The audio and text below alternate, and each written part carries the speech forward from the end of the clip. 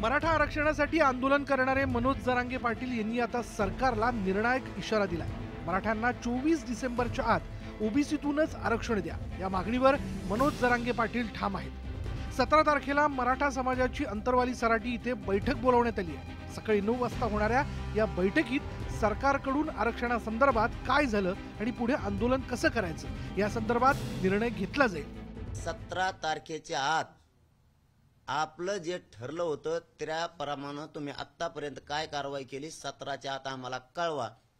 नसता 17च्या नंतर पुढच्या आंदोलनाची डिसिजन आम्ही 17च्या बैठकीत ठरवणार आहे। हे तुम्हाला आमची विनंती आहे, कारण तुम्ही त्यातलं एक जणही आतापर्यंत आमच्या संपर्कात आलेला नाहीत। त्यामुळं तुम्ही मराठ्यांची फसवणूक करताय की काय असं आम्हाला आलेल्या मंत्र्यांबद्दल वाटायला लागले।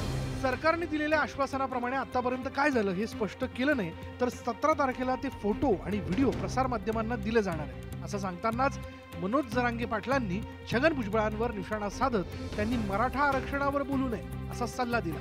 तर हिंमत वाढल्यामुळे सरकारला तारखा दिल्या जात असल्याचा आरोप छगन भुजबळांनी केला। त्यांनी जाळपोळ करायची, त्यांनी पिस्तुलाचे बार उडवायचे, बेकायदा पिस्तूल, त्यांना पकडण्यात आल्यानंतर लवकर सोडा म्हणून सांगायचं। जे गुन्हेगार पकडले जळितामध्ये त्यांना सुद्धा ताबडतोब सोडा अशी मागणी करायची, सरकारवर दबाव आणायचा।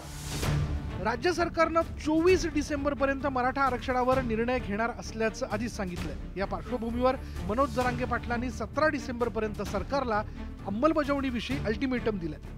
आता राज्य सरकार मनोज जरांगे पाटलांच्या अल्टिमेटमवर काय निर्णय घेणार यावर पुढील सर्व घडामोडी अवलंबून असणार आहे। Bureau report, news 18 Lokmat.